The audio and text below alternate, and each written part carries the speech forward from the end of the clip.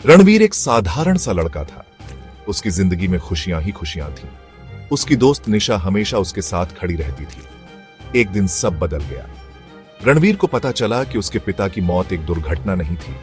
कोई तो था जिसने उसके पिता को मारा था। रणवीर को यकीन नहीं हो रहा था। उसके मन में बस एक ही सवाल था, क्यों? रणवीर ने निशा को सब बताया।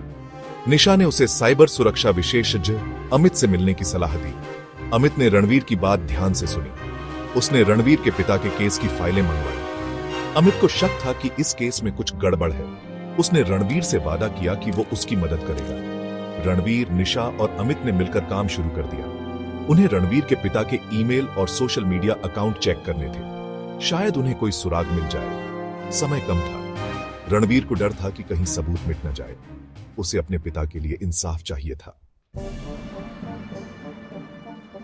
अमित ने अपने कंप्यूटर का जादू चलाना शुरू कर दिया। देर रात तक वो कोड लिखता रहा। निशा रणवीर को ढाढ़स बंधा रही थी। अचानक अमित के चेहरे पर एक मुस्कान आ गई। उसे कुछ मिला था, एक ईमेल जो डिलीट किया गया था। अमित ने उसे रिकवर कर लिया। ईमेल में लिखा था, काम हो गया, जैसा तुमने कहा था वैसा ही हुआ।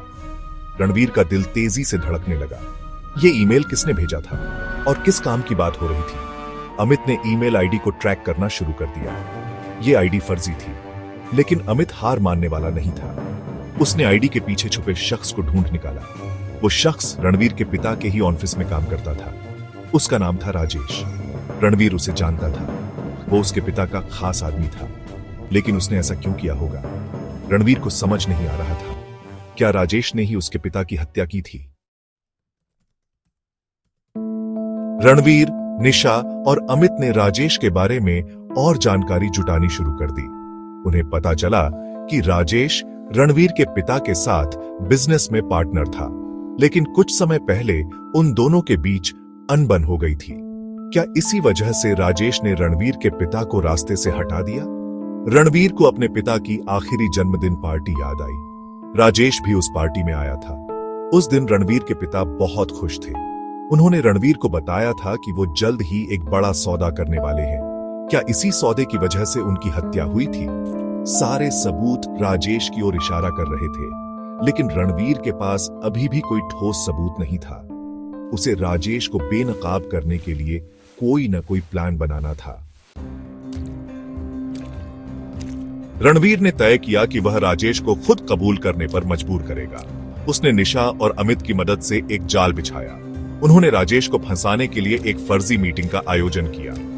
रणवीर को यकीन था कि राजेश इस जाल में जरूर फंसेगा। रणवीर का अनुमान सही निकला। राजेश मीटिंग में आया और अपने जुर्म कबूल कर लिए। दरअसल राजेश रणवीर के पिता के बिजनेस पर कब्जा करना चाहता था, इसलिए उसने उनके साथ धोखा किया और उनकी हत्या करवा दी। रणवीर ने चुपके से पूरी बात रिकॉर्ड कर ली थी। रणवीर ने पुलिस को बुलाकर राजेश को गिरफ्तार करवा दिया। आखिरकार उसे अपने पिता की मौत का बदला मिल गया। रणवीर ने ठान लिया कि वह आगे से हमेशा सच्चाई के लिए लड़ेगा। उसे अपने पिता पर गर्व था।